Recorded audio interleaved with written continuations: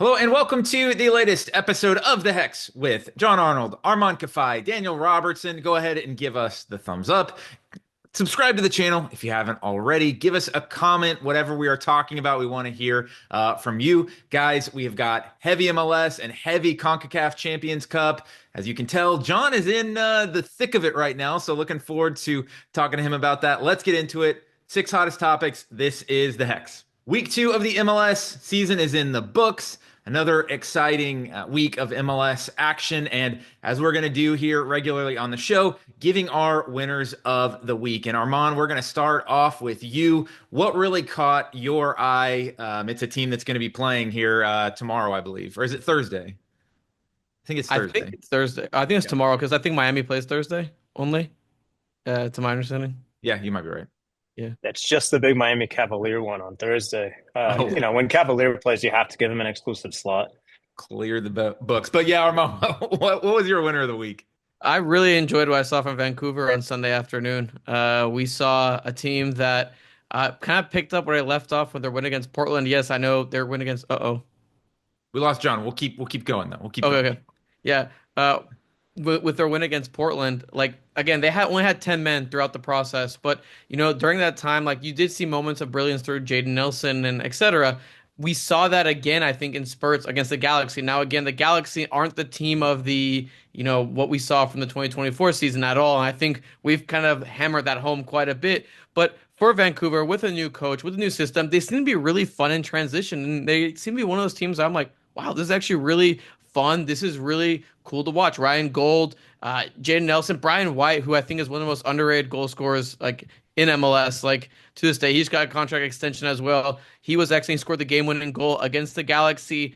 Again, the Galaxy, they never looked like they really were going to be threatening, but it's really interesting to see, how Vancouver's managing those minutes with the Champions Cup as well. And they play Monterrey next round, or this round, excuse me, who just signed Sergio Ramos, as we've talked about, and who looked pretty good in their victory over the weekend as well. So my big winner of the week was Vancouver. They're, tied for top of the table in the Western Conference with the San Jose Earthquakes. So, yeah, I'm excited to see what they do in the Champions Cup. But, I've been really impressed with how they've kind of started early on in MLS. I think there is. We talked, last week, checking the VAR on these teams. I'm still a little bit skeptical about them because they haven't left the Pacific Northwest yet. Like, obviously they did for Champions Cup, but like that's the story with Vancouver And they always, right? lost. Yeah, They yeah, lost that game. and they lost, and so like that's the story with Vancouver always, right? Is like, yeah, they always are a pretty tough. Oh, this team, this might actually be the year for them when it like never is. But I agree, man. Like they have a lot of pieces, and Jaden Nelson looks awesome, and that acquisition for them does change the game a bit. And you got to give them a lot of credit, John. John. Another team with a huge acquisition that we finally got to see play on Saturday. Pretty damn impressive. Well, that for me is why Charlotte FC is my winner of the weekend. It's almost exclusively because of Wilfried Zaha. This is a guy who, you know, look, like the fact that he's in MLS shows you something about where his career kind of Yeah. and no shame in coming to MLS, but like that's the career trajectory, right? So how much does he have to give? They seem to be putting so many eggs in that basket. Well, he assists the first goal, scores the second. After the game, he was sort of asked, "Well, what did you think about MLS? How was your adaptation period?" He was kind of like, "Ah, yeah, it was fine. Yeah, good level." So if Yep. this guy's shrugging off a 1 goal, 1 assist performance, I think it's a really good sign. I don't know that the winners are neutral viewers of Charlotte FC. I don't know that they're going to be a pretty soccer club to watch this year. But that's not going to matter for the Charlotte fans if they're able to get results like these. The late kind of smash and grab draw with the Sounders as well influences a bit my pick too, because you look at kind of the cumulative body of work. Yeah, I think you would have taken 4 points from what looked like a pretty tough start, and Good instead point. they've made it look relatively simple to be sitting in the upper echelon so far in the very early stages in the Eastern Conference.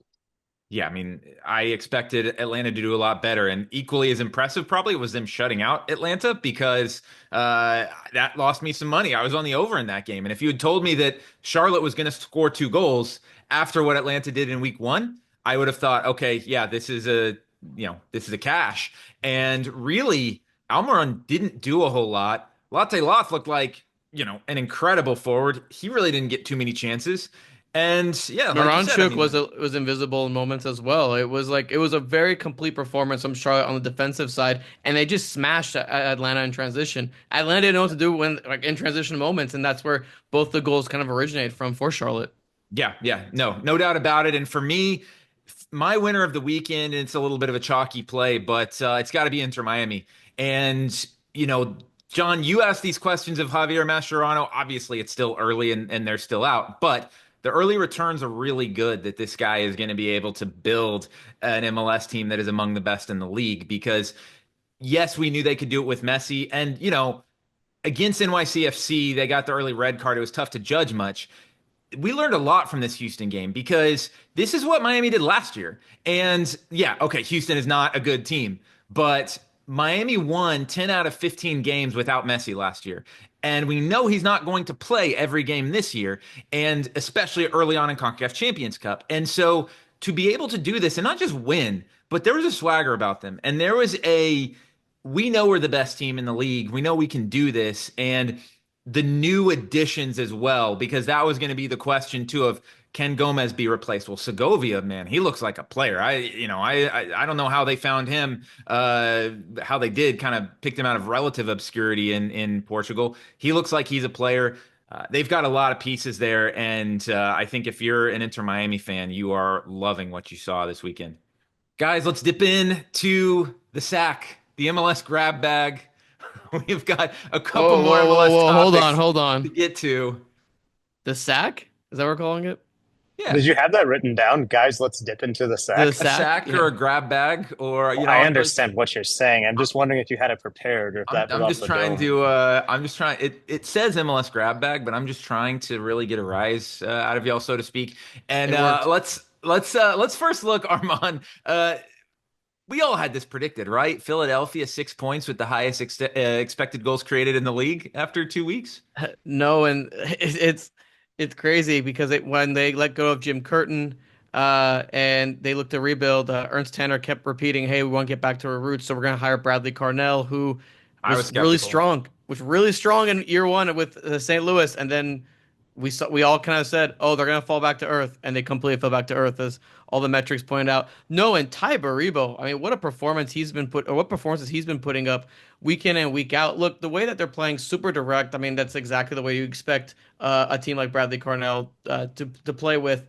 But in the end, like the way that they're going direct, the way that they're attacking, they're kind of like again, like I still want to VAR check them. I'm not exactly sold on them at all, but their schedule doesn't look that difficult, to be honest with you. I think they play like St. Louis City and some of the other teams soon. Like they can have a good start, man. I actually want to sort of VAR Tyberibo. Yeah, great Yeah, week, great start. But you said week in, week out. It's been 2 weeks. And the last time he did something like this, it was the Leagues Cup, where he was the top goal scorer. And then what did he do after that?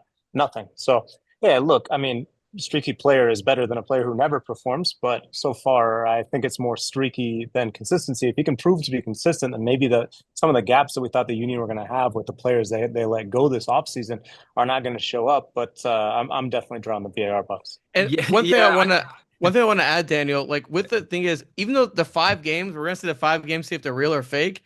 They play New England, Nashville, and St. Louis in their next 3 matches. wins. Like they could easily get results in all those matches, and be like, and then we're looking at them like with a huge point total going into week 6. Well, and they've been doing this though. I forgot, they made their record signing this guy Bruno Damiani, who they got from Uruguay. He scored a goal too, and I think that's super. That is very encouraging for them. The other thing, man, this was just so out of left field. Real quick, and we'll get into this in Triple C talk. But what was that from Cincinnati? Like, what was that? Like, I didn't see that coming at all. Vander was terrible. Maybe not terrible. He had a nice goal, but Denke, like, where did that come from? Yankee missed a wide open goal. Like late on, he missed a wide open goal that could have made it 3-2 and a lot more interesting. And I mean, that was a completely just whoa performance for me. Just look what Cincinnati. That was bizarre. Well, and the goal was not missed often by poor defending or attacking in Colorado. Obviously, we're all based in Dallas, and we follow FC Dallas really closely. And right now, Armand, are they another one we all had on the ledger, right? FC Dallas is the third highest expected goals created after 2 weeks playing on the road at Houston and Colorado. Man, the way that Eric Quill wants them to play is just straight up chaos. It's I just love straight it. up I chaos. love it. It's bringing me back And for in. and again for the entertainment value, it's going to be fantastic to watch. I think. I mean, you're gonna have so much like a lot of high scoring games, a lot of back and forth, and we kind of saw that in the Colorado match. And the one thing that just stunned me was again like I've kind of made this point a couple times on like Blue Sky and stuff, but the fact that they were pressing super hard in altitude in like the night in like stoppage time, deep into stoppage time, is crazy. And there was spaces in like that they allowed that Colorado could have taken advantage from. But you see Acosta and Musa running. Acosta scored a fantastic goal where he sat down Zach Steffen. For me, John, like they're just like chaos agents right now, and it could be a lot of fun. And that's maybe what I think they need to do, especially with their defense looking really shaky at the back. I mean, I don't know if Eric Quill is showing clips of this show on the iPad, but I do feel like they're getting a little bit of a chip on their shoulder from some of the preseason projections, whether it be from us, from MLS, etc. And, I think a lot changed when Acosta arrived Yeah. so Those quick predictions were before before the Acosta, let's start be of the fair. season. Yeah, exactly. But I don't think he takes it lightly either. And I think that he also is in the mode of, oh, you didn't want me? Well, let me show you what I can still do. I was the MLS MVP just 2 years ago. So I definitely think that they're a fun team to watch. There's going to be a lot of gaps that show up. And yeah, like, look, if you can turn the Toyota Stadium back into Fortress Frisco, great. But will the atmosphere be very good at the capacity limited stadium under construction? I have my doubts. But hey, maybe it turns into a little bit of a, like one of those mid-major teams in those intimidating 4,000 seat arenas, and they're able to do Cool. something interesting this season. But yeah, I think it'll be worth watching. John, you were on the radio team a lot for the last couple of years of FC Dallas, and I think that the issue with them was it wasn't a team. You can either be a team that gets results or you can be a team that's fun to watch. You don't necessarily need to be both, but you got to be one of those, right?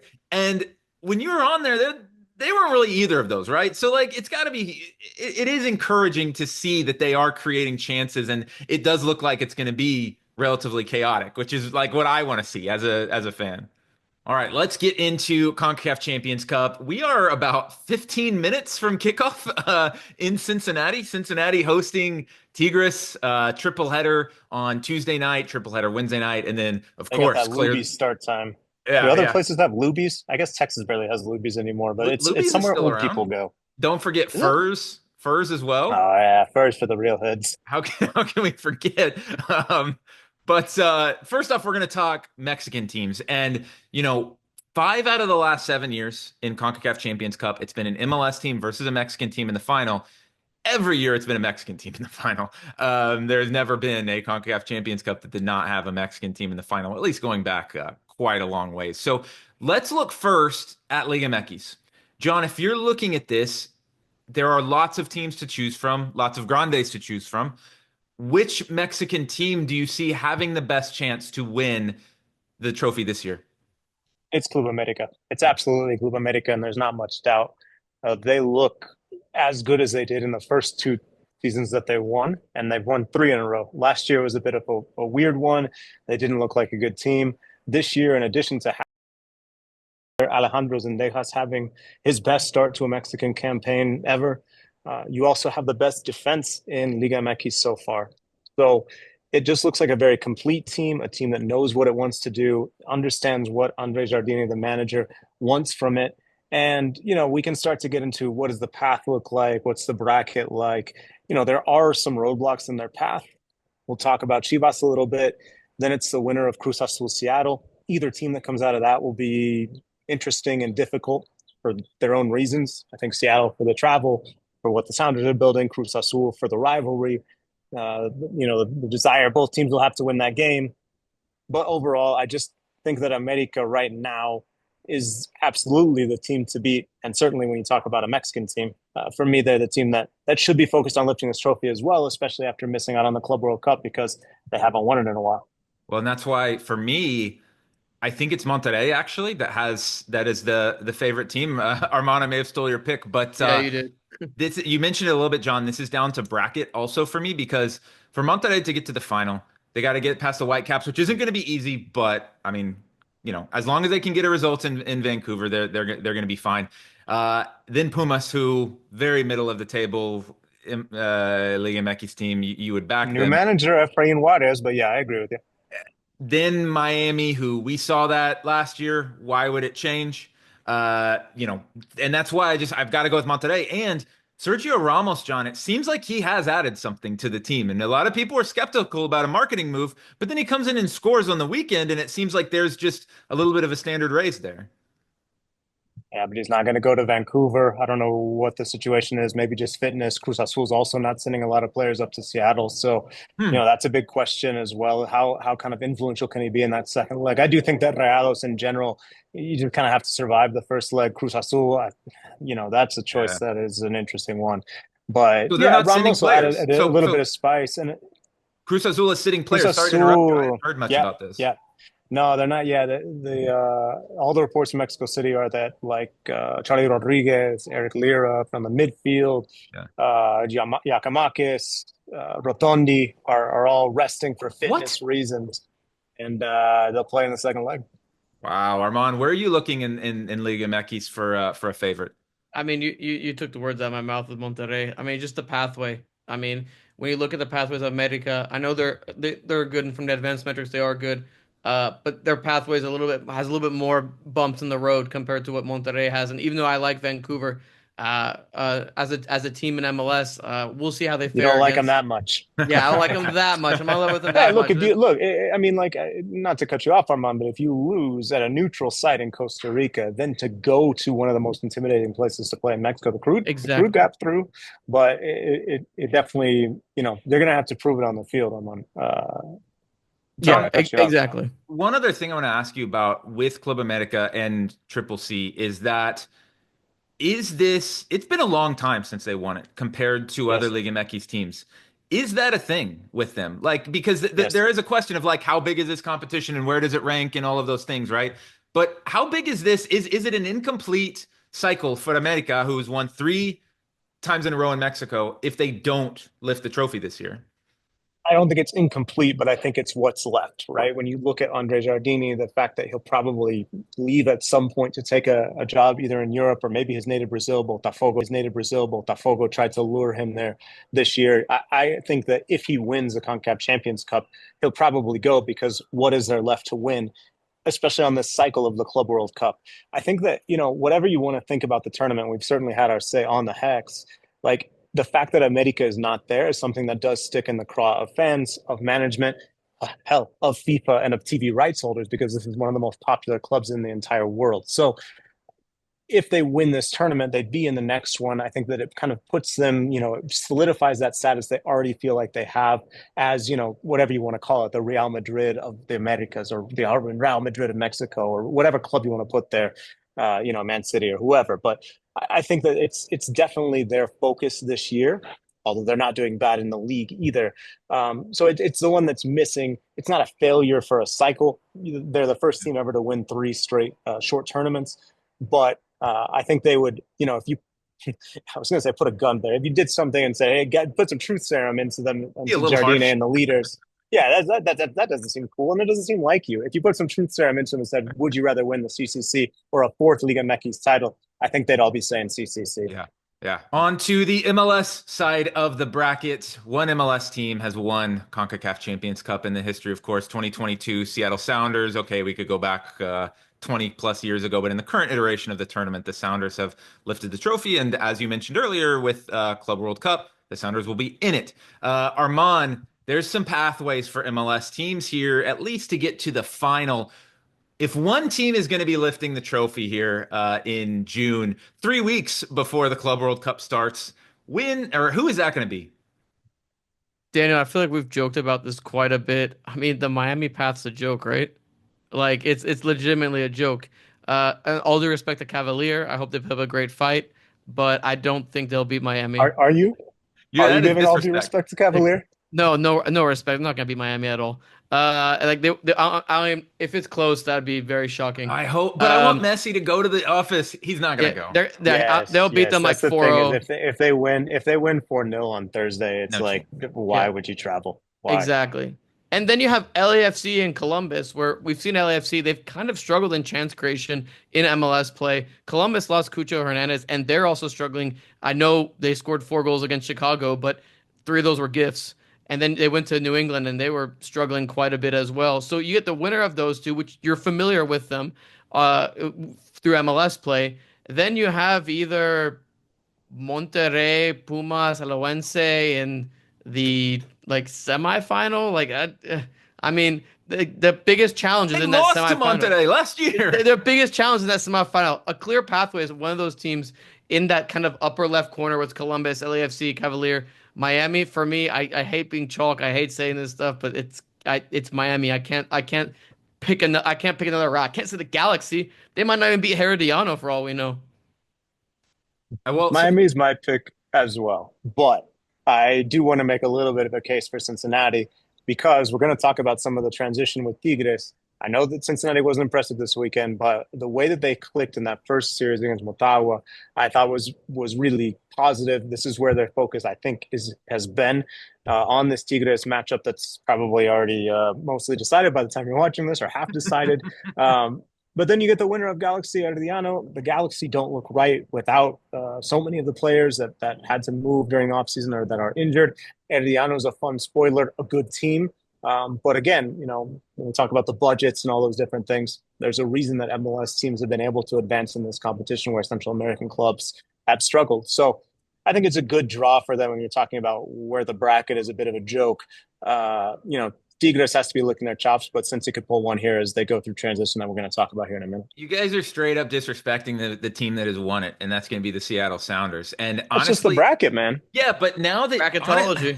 I changed my pick in my head in the middle of this segment when you told me, John, that if Cruz Azul is leaving 4 starters off of the trip to Seattle, they're going to go back to Mexico City down 2-0. Watch. That is what's going to happen. And if they can turn it around, fair play to them.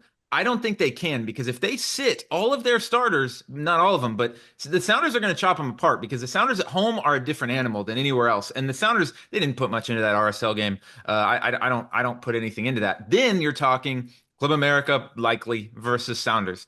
Obviously, that is about as big of a matchup as you can get in the region. I think that's going to be fantastic. But Club America having to travel all the way up to Seattle is just going to be just as tough. I'm just going to be a little romantic here, and I'm going to say I think the Sounders, the team that has won it, there's something to be said. There's a lot of guys still in that locker room that have won that tournament. Look, man, I think all of us are nerds and sickos, so we've always watched this tournament. But when you talk about the mainstream appeal, if you have Sounders America, Tigres Galaxy, Rayados Pumas, okay, and Messi's still there, and then the semifinal of LAFC Messi rematch in Monterrey. Yeah. I mean, like CONCACAF is not only licking their chops, but also it speaks to the growth of, I think, MLS and the way that it's been able to compete with some of these leagues. Or a spoiler, and you say, wow, this is still a great matchup, because who could believe that Herediano or Alajuelense have made it this far? One team we haven't mentioned too much that's had some crazy stuff happening to them, John. We have to talk about it over the last few days. Tigres. This was out of left field for me. They fired their manager, Veljko Paunovic, even though they were third in the table. They had won the previous weekend. And who started in that game? Guido Pizarro, the Argentine midfielder. And now he will be Not very Italian of you. Pizarro. Guido Pizarro. Guido Pizarro, as we would say. He's right now as we speak. He's the manager. He's on the touchline at TCO. TCO. I want to see if he's wearing a suit. I'm like, you got to command respect and wear a suit. Yeah, but Pauno's departure is not a huge surprise, Daniel. It's not a big shock that he's gone. There were rumors of, frustrations with players, but even then the results maybe weren't where Tigres normally want them to be. They lost in Nicaragua in CONCACAF Champions Cup before turning that tie around. So it wasn't a huge shock to see him go, but the fact that it happened when it did, and that a player was suddenly elevated, immediately retired. Now listen, there's a staff already ready to go who were not previously working at Tigres. And the club is celebrating its anniversary on Friday in what you would say is a very winnable game at home against Querétaro. To me, this seems quite premeditated. And the sort of fly in the ointment is the CONCACAF Champions Cup. You have to play on Tuesday at buffet time. when, really you want to be getting ready and having this big party. So maybe there's, some intrigue that we'll learn about in this first leg. But it was a wild situation. Armand, I can't remember anything like Yeah, this happening in any of the other leagues we follow. Like a player, sure, we've had player managers, NASL or indoor or whatever, but like this is a big club that it's an spends NBA a lot move. of money. It's almost an NBA move. I mean, Yeah, I guess, but even then, it wasn't like Reddick was jacking yeah, up a three the night before he took Right, right, over the right. Yeah. Lakers. yeah. I was looking at some like the history of like okay, some player coaches and stuff like Vincent Company in Belgium. I didn't realize Seamus Coleman earlier this year was also one when they got rid of Sean Dyche. They hired him and Leighton Baines to coach their FA Cup game, and then they put David Moyes into position. But that's a one-off. But Yeah. yeah, but like that's a one-off. Like to have someone like that, like to me, that speaks volumes to I guess what they think of him as like as a coaching mind. Like that's a pretty bold move to do, right? I mean, kind of like when we comparing it to the NBA world, when the Lakers hired JJ Redick, like we talked about, JJ Redick was a former player that became a podcaster, established a good relationship with LeBron James, and then they hired him as coach after they fired their previous coach, and currently they're sitting second in the Western Conference. So this could be, I mean, I don't know how much you can go higher from third to first. I guess that's the difference you have to make up. But to me, I guess that speaks volumes to what they think of him as a coaching mind, or they just be doing something just for the hell of it, for fun, you know. I mean, I feel like it's more about leadership, right? He's the captain of the team. He wants to be a coach, but I think like we have a long history. Sometimes former players, good players, work out quickly. Other times we've seen like a Wayne Rooney situation, Pirlo, Daniel. I mean, Yeah. like Yeah. these are Yeah. these are situations where sometimes these Lampard. guys, based on their prestige, based on their reputation around the club, get opportunities that perhaps they're not ready for, and it doesn't really do them any favors. So hey, look, I'm fascinated to see. If he puts on the suit, because it was just a different colored training top that didn't look different enough for me in that first training session. And what happens? What's the strategy? Can Pizarro move the team on from what Pauno did? He wasn't bad. I think I've seen some MLS fans jump on, oh, he was bad with the fire. He was bad at, it was okay at Tigres. It was good at Chivas. So I think he'll get another opportunity somewhere in North America, maybe back in Europe. But uh, Pizarro is the new Tigres coach. He retired, and now he's doing it just days later. I'm thinking of now I'm just thinking of Pizarro hosting a podcast like El Hombre Viejo y El Tres. How would that translate? The old man and the Yeah, three? sure. Yeah, yeah. John, your background is a little different. Long time Hex listeners will have seen that background before. This isn't the first That's episode. right. I think I, was that episode two or that's right. I three, or can't was that stop one of coming our here. like Pilots preview pilot episodes? Maybe I can't remember. But you're in Guadalajara for the again. Clasico tomorrow night between America and Chivas, the first leg. Tell us about what the scene is like in Guadalajara right now. You're doing not only football type content, but also taking us around the city a little bit. What's the scene like there?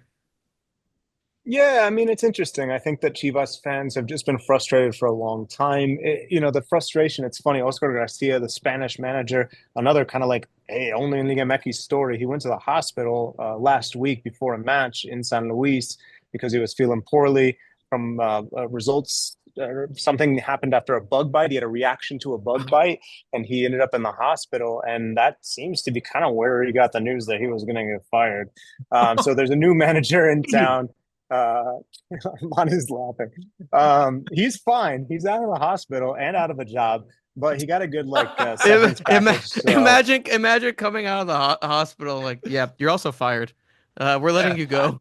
I Like, mean, only in Liga MX, man. But that news is the big news. Gerardo Espinosa, who used to coach Chivas' second team and managed it in Ecuador at a club with a lot of ties to Mexico, is the new manager. So I think Chivas fans are just kind of ready for this to end. Uh, Garcia arrived in December, but all this kind of like shuffling and these guys goes all the way back to June of last year when Fernando Hierro, the Spanish sporting director, left to take over Al Hilal in Saudi. And since then, some Spanish guys stuck around, and it seems like kind of hey, time to wash our hands of this. We're going to go all Mexican. It's already the club that only fields Mexican players. So that's the vibe is just people, wanting their teams to get better. I was at Atlas on Sunday. Gonzalo Pineda got a big, big victory with Atlas against Atletico San Luis that has the Atlas fans kind of dreaming a little bit. They go to Tijuana, who's also struggling. Then they have America, so a tough stretch. But if they can get through with some points, they might be able to still make the playoffs. So I would say kind of hope springs eternal here, but also frustration always reigns. If that's a bit of a point counterpoint, that's the vibe in Guadalajara right now. Would you say if Chivas can win one, obviously the home and home this week It's a and next week, weird and then one. they play at home in the league against America on, is it Saturday, I guess? I Yes, feel like this Would you happened like was it last year or a couple years ago? last They year. played like almost 3 or 4 times in a row, basically. It if was last year. if they can win one out of those three, would you say it is a positive result for Chivas? I mean, I think so. I don't know that expectations now. It also depends on which one you win. I think if you win in the league, but get trounced out of the CONCACAF Champions Cup, well, what did we really earn? If you win at home in the first game and then have a decent showing, maybe a draw or something, then I think fans would be fine with whatever happens in Mexico City, even though there's tons of Chivas fans in Mexico City as well. So like you're still kind of in front of the flock. But overall, yeah, I think the expectations are somewhat low for Chivas by Chivas' standards. So, yeah, if they win one of these, it probably goes down as a success, obviously, depending on how everything else goes. If you win 1-0 Wednesday and lose the second leg, PSV style 7-1, then people aren't going to be too happy. Yeah, well, I've got some PTSD from Juventus PSV a couple weeks ago where they knock out Juventus and then just lay an absolute egg against Arsenal. But anyways, They guys, need Pepe. it's going to be plenty to talk about next week between the first leg of CONCACAF Champions Cup and week 3 of the MLS season. For me and Armand, John, you'll be off next week. You will be out in Europe for a little spring break vacation, so we'll catch you in a couple weeks. But have a good time tomorrow night at the game. Of course, follow. If you don't follow, get CONCACAF. John is going to be bringing plenty of color and articles on Substack. And for the rest of you, thanks for listening, and we will catch you next week.